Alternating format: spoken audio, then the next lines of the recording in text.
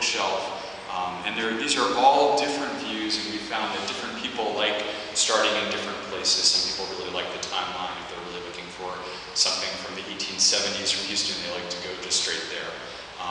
And so we do want to, I think, provide these multiple pathways and continue to do so. So let me dive in a little bit to our website.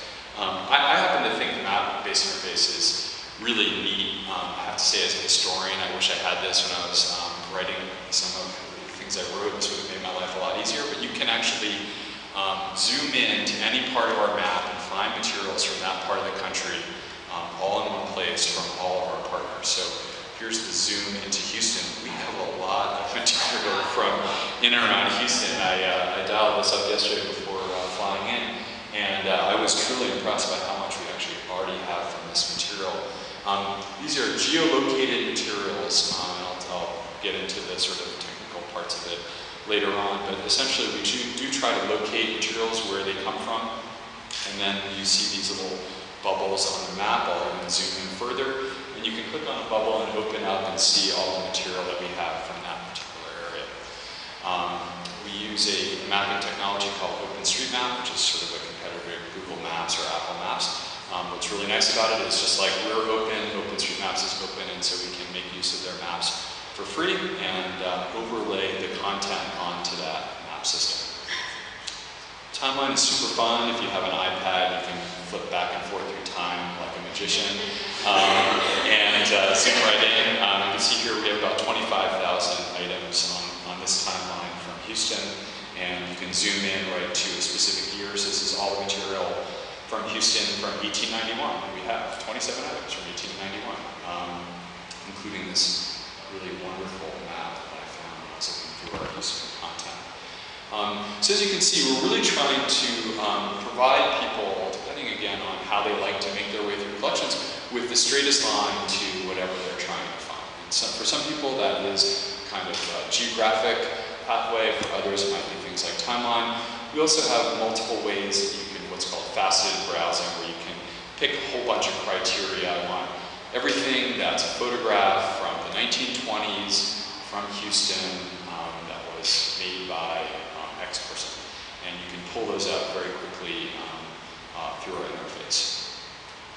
For books, we have a specific interface that's a endless vertical bookshelf. You can scan through it. We actually get the size of the books, so we replicate virtually what these books might look like, get their page length, get their size, and to try to roughly reproduce a physical bookshelf.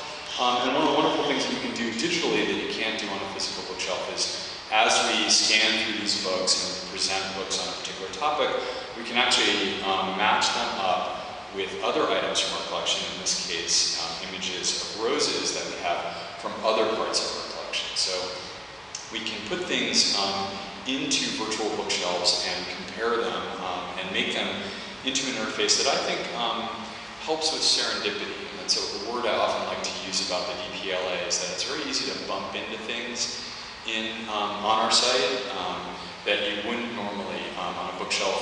If you're going through a bookshelf, you wouldn't normally also be browsing the art collection in whatever institution you're doing. But we can do that virtually because we're combining so many different kinds of collections together.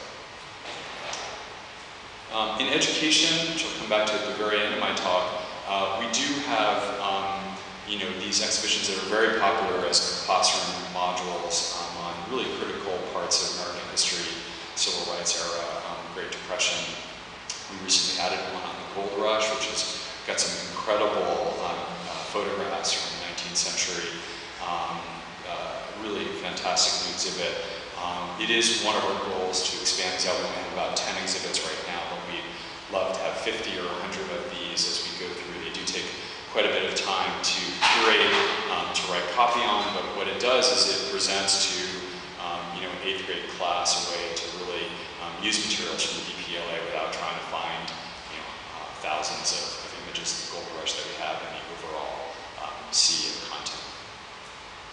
So let me talk about how the DPLA is constructed. Where is all